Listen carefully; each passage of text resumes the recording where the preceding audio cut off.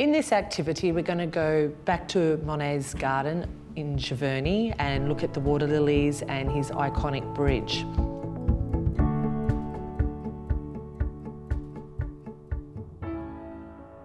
We're going to look at the art elements of shape, form and colour.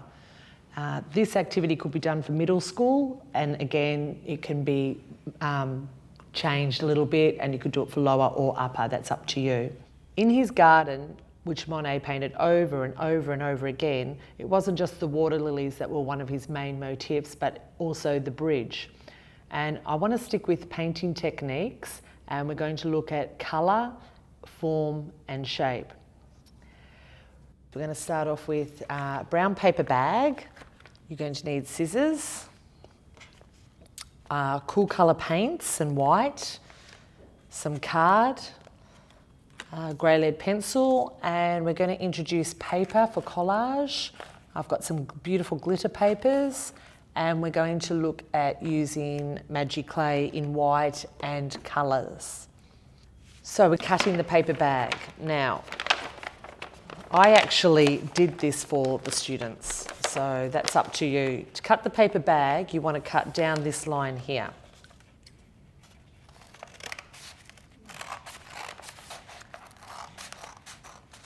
Then we're going to just pop the bag out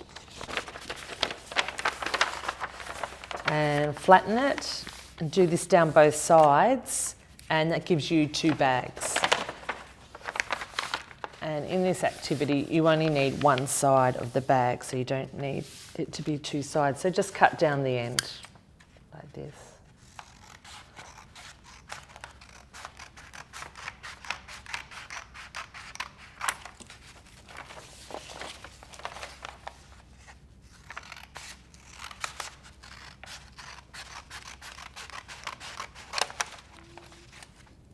Okay, so one bag for two students.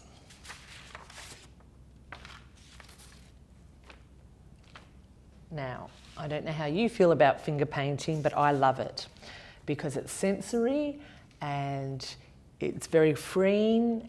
You don't have any brush strokes, it's smooth, and the effect's beautiful. And I've got a cool palette. I'm using purple, blue, aqua and white. And I'm going to do some finger painting now. So here I go.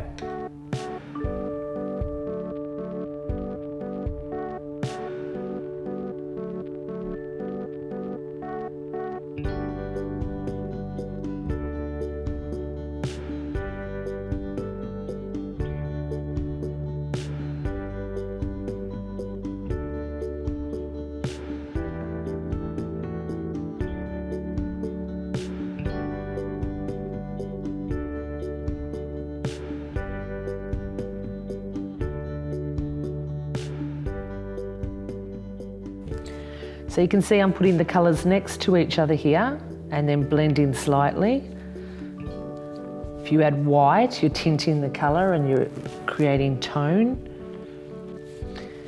And you can use a lot of white and then the work becomes very pastel-y. So that's up to the students. They can have dark, light, they can play with it however they like. I might make it lighter at the front or the bottom of the page and go darker as I go backwards.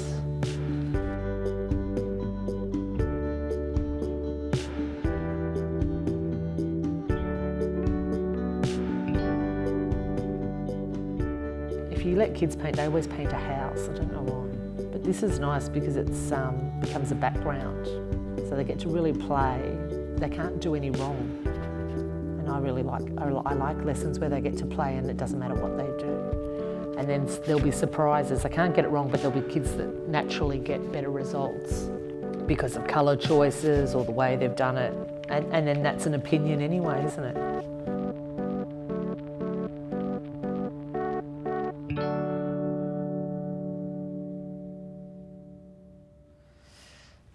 Okay, now, so I've finger painted my background and I've used quite a bit of white. I've got lovely layers or blending or mixing of colours. I've got the aqua and the purple and dashes of blue, and then the white making it lighter, which makes a mauvey pastel-y colour. And I feel relaxed. I've been finger painting. It's very therapeutic. And the effects are great. So I'm in a really happy place right now. Now we're going to look at the bridge, and we're going to take a bit of board. It's probably a better word for it. And I'm going to do the bridge across the background. So I've got to work out where I want to do it, and I'm probably going to look at centre plus higher, but that will be up to the student, not up to you. So they can do it wherever they want. So I'm just going to dab some paint on here, and I'm going for no white and mixing the same colours. So I've just got a bit of blue and purple, and I'm going to karate chop the bridge. I don't want it to mix too much. I want the paint to sit on top of the wet paint. So we're painting wet on wet.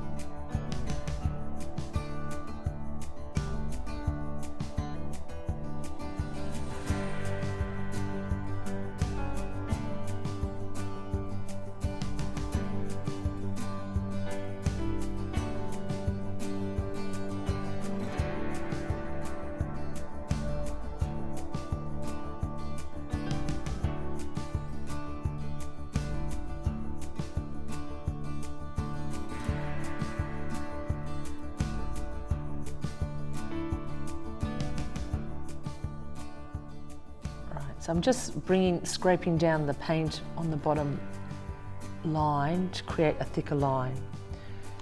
So this is a mount board tag, and it's very thickened cardboard. It's beautiful to use, and I've been simply mark making.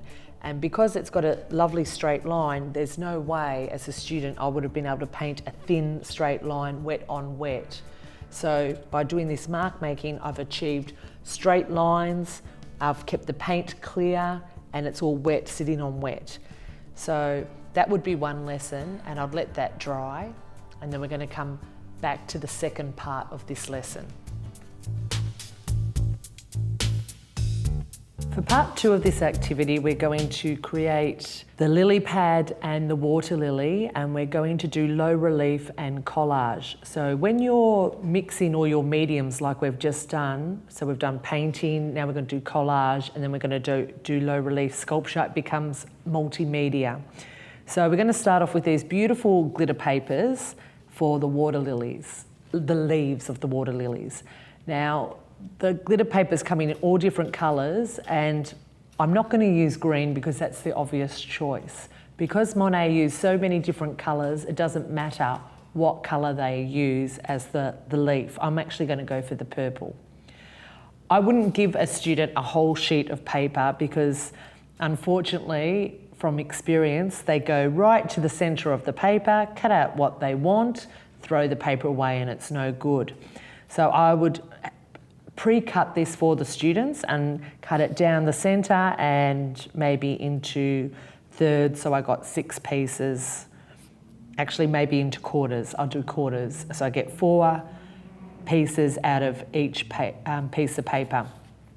Then I'm going to draw the leaf on the back and cut it out. Now you can have more than one leaf and you can have more than one colour.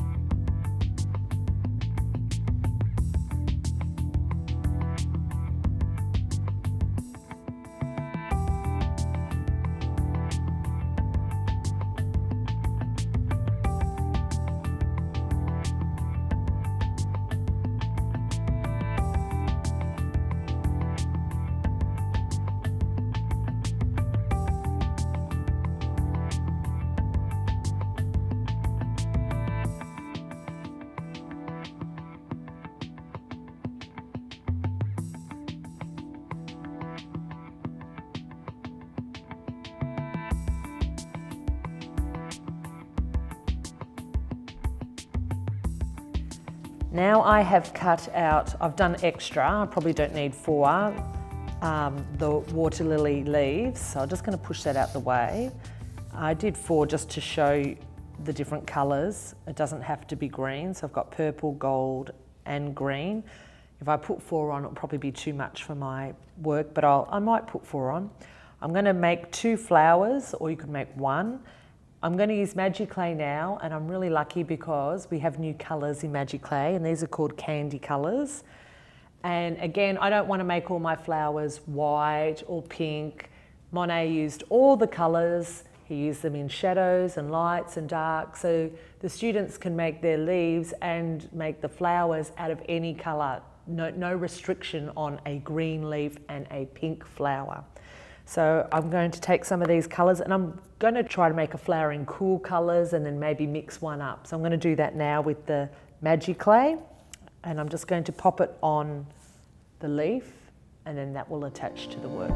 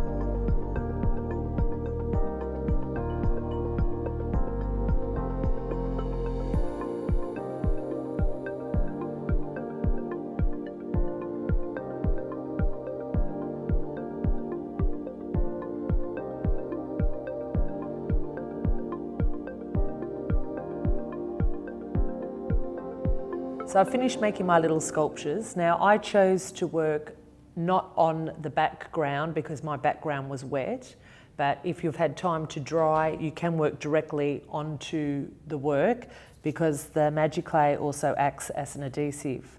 The Magic Clay, you don't need a lot of it and you can work very, very small. I've made 2 flowers as an example, but the students may make 1. You might want to do 2 or you might want to do 3. That's up to you. So I'm going to now bring the work together. So I'm going to get my background, which this one's actually semi-dry. So I am going to work out, I'm going to place my flower and I'm going to I'm actually going to put them both on. I'm going to use super tack, but if I had worked directly onto the paper, I would have pushed that down. I would have put a bit of glue and pushed it could be glue stick onto here, put that on, but because mine's semi-wet, I'm going to use super tack. So I'm just going to dab a little bit of super tack, which is thickened PVA, onto the back. My Magic Clay is wet, so that will stick. Work out where I want it. I think I have this one at the front. And I like that I've done a blue and green flower, and I've done that just to show you that Flowers can be different colours. And now I'm going to do the pink one. And just dab a little bit of glue on. And of course you can have water lilies without the flowers, so you could put more water lilies down. You can have the bridge, or you don't have to have the bridge, or you might have part of the bridge. So the composition can be something that you can discuss with the students. It doesn't have to be the same as mine. Okay, and I haven't used those two. I'm keeping my scraps of the glitter paper, don't throw anything away. And there we have it. So I have a painted background, I have shapes which we've cut out, and I've done low relief sculpture. And now the work comes together. I've used different colours, and to display it, I simply hang the bag up by the handle with a pin, or you might pin the corners as well if they're coming out, and make a fantastic Monet display. And it will look beautiful because the glitter paper will sparkle, the flowers are going to pop out from the page, and then you've got the painted background receding. And it's beautiful, and your students will enjoy it.